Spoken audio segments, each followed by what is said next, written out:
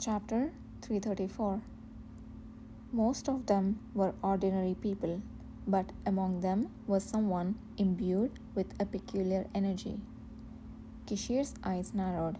Explain in detail. When the cavalry members used their power strongly, I occasionally feel a unique sensation. Today, while observing those working on the first floor, I felt a similar sensation and tried to chase after the person causing it, but I lost them. You lost them? I was certain I was following them, but they disappeared. Looking around, I couldn't determine who I had been chasing. It was truly astonishing that anyone, let alone Nathan Zuckerman, could lose someone. Kishir seemed to share the sentiment, reining in his smile and falling deep into thought. Do you remember their face? I only saw their back, so I can't be certain. What about other distinctive features? At that, Nathan Zuckerman's eyelids fluttered. Trying to recall, he remained silent for a moment, then shook his head with a look of both discomfort and bewilderment. I thought I knew, but as I tried to describe it, I'm not sure. They might have been taller than me, or perhaps shorter. I don't even understand what I'm saying. I have an inkling of who the culprit might be, Kishir muttered, turning his head. Yudhir caught his gaze and gave a slight nod. It seems Nahan has already made his move here. A heavy tension enveloped the interior of the carriage. As Yudhir recalled the last sight of Nahan, Kishir gently tapped on the gift box he had been resting his arm on. Thinking about it, this might be a blessing in disguise, proof that we are on the right track. Both of you inform all the members about this. I need to meet with Baron Wilhelm. While Kishir went to find Baron Wilhelm, Yudhir gathered the returned cavalry members. As for the Peleta Knights, Nathan Zuckerman would handle them, so Yudhir only needed to inform the cavalry. Members who already knew about Nahan's activities in the Great Serene Forest and the Star of Nagran couldn't hide their tension. Could they have infiltrated here as well? How can we identify someone who uses illusions? It's unfortunate that we have so few among us with mental abilities. Yudhir knew why there were so few initial members with mental abilities. Those with abilities hard to visually prove often couldn't even properly submit their applications and were washed out. Kana had almost met the same fate. This might be alleviated when new members joined, but that time was not now. I don't care. If the one who did that to Priest Lusan is already here, it's a good thing. I have been curious since the days of the Apeto Duchy. This time, I will definitely see his face and make him pay. Ever, with her fist clenched coldly, replied. Lusan, who had been wearing a somber expression in distance, couldn't hide his touched expression. Ever? Ah, and Yudhir. We also went out today and heard a rather troubling rumor. As Yudhir turned his head in confusion, Ever waited for a moment when the Wilhelm household servants were away and lowered her voice. Recently, in a village near Tenu, 10 lunatics appeared all at once. They were foreigners and Empire citizens alike, all of whom couldn't remember who they were and why they were there. A mixed group of men and women wandered aimlessly until they were arrested by the security force that had received a report. Yet, surprisingly, such incidents didn't end there. I heard that yesterday, in a nearby village, several similar groups appeared, causing unease among the locals, one said. It sounds like a rumor that we need to verify, another remarked. Right, it's possible that these could be the people driven out from the Awakeners village that Kana visited. Ever, while suggesting it as a possibility, looked quite certain. If we investigate these people, we might find clues about where they went. Did you find out where the captured ones went? According to the villagers, if the village lord finds it too challenging to decide, they are transferred to Thainu for a verdict.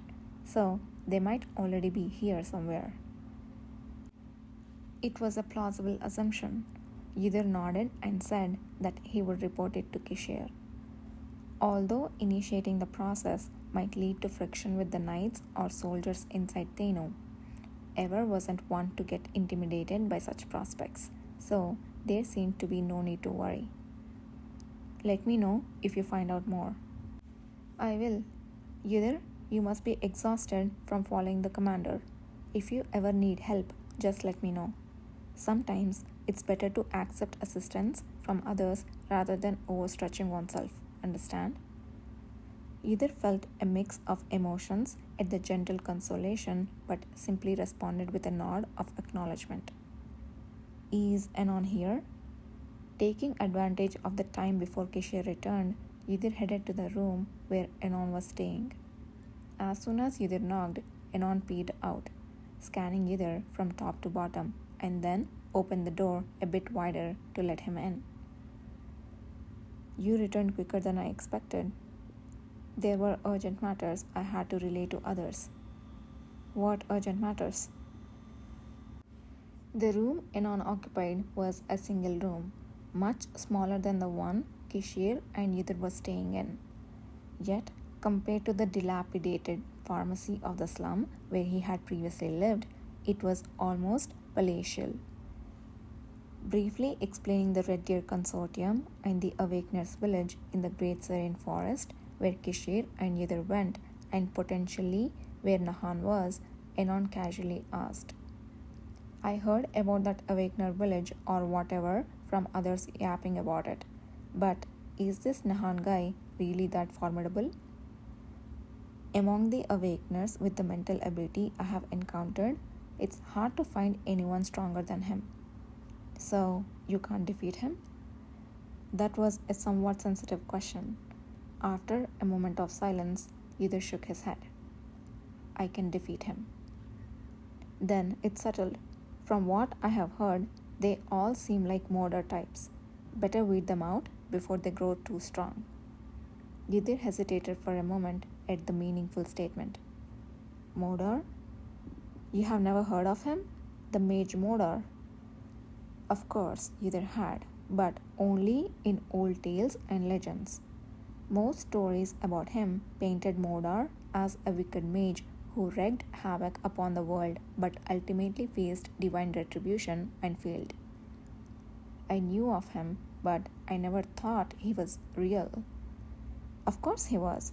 He ran amok everywhere, trying to create a kingdom only for mages using magic, and eventually got caught and was executed. By whom? By Luma. He hadn't known that. Suddenly, Ydir felt both a strong familiarity with the figure from the legend and a sense of distance from Anon. Memories of his past life, when he had never fully believed the information Anon shared, suddenly flashed through his mind. Anon, how old are you? Why do you need to know? As Ydir impulsively asked the question, Anon, who was rummaging through a bag placed on the bed, responded curtly. After a moment, he continued. Didn't my past self tell you about that? You did mention you have lived a long time.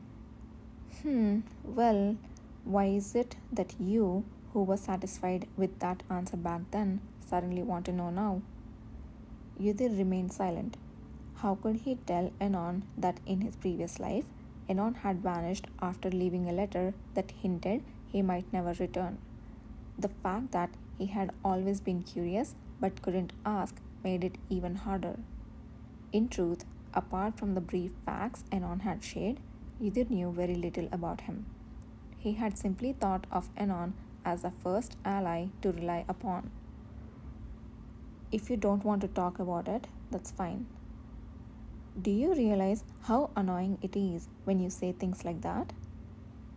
Finally, finding what he had been searching for in his bag, Anon approached Ydir, holding something. Ydir saw his own expressionless reflection in Anon's bright yellow eyes. Every time you look at me with that distant gaze, as if you know something about me, it really irks me. If you have something to say it.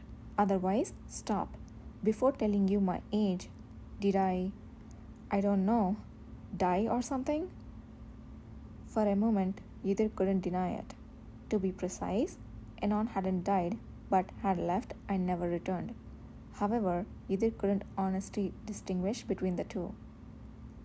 Is it true? Seeing the assurance in Yudhir's silence, the look in Anon's eyes changed.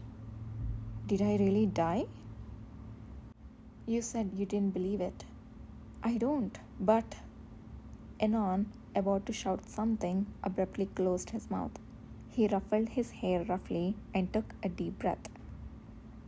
Since you appeared, the world has been changing, becoming different from before. You definitely know something. I'm sure of that.